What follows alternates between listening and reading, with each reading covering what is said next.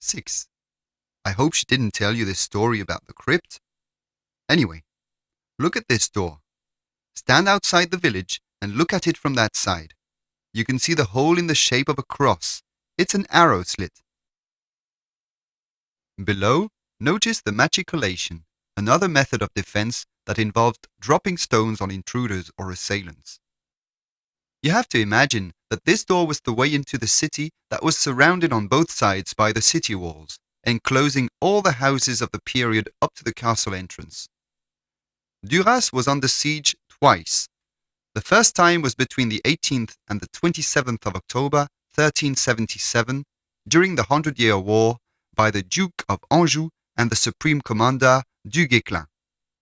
One morning, the Duke of Anjou, Louis I, King of Sicily and Jerusalem, Count of Provence, son of John II of France, made an announcement to his soldiers that the first to enter Duras would win 5 gold francs. The assault was launched. Ladders were raised against different parts of the walls. Finally, the town was conquered, but they only found the dead within the walls. Everybody had fled to shelter inside the castle. The next day, du Guesclin rode to the castle with the Marshal of France to decide by which side they could attack and take it. They discovered how wonderfully strong it was, and they realized they wouldn't be able to take it without a long siege. So, refusing to leave without taking the castle, the Duke of Anjou had all the war devices in the area set up. Then he had carpenters build new war devices to impress the castle occupants. Our Lord of Duras remained faithful to his Duke of Aquitaine, the King of England, Richard II, son of the Black Prince. He was soon overcome with fear, and he surrendered. The whole Aquitaine dukedom was devastated by this military campaign led by the French.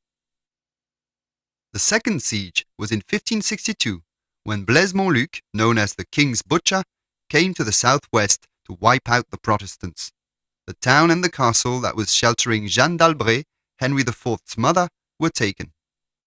The castle's renowned inhabitants had fled through the underground passages and hidden in the Muches, also named creusets in French. These underground shelters were already in use in Aquitaine during the time of Julius Caesar.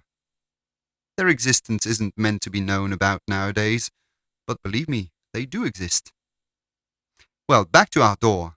It was in 1685 that the steeple was set up by the Catholics, as the church was not originally built to support the weight of such a heavy structure. Before we move on to the next landmark, take a look at the pottery. Gladys Rochas will be happy to welcome you and show you around her studio and her shop. Truly original and exceptional works of art and craft.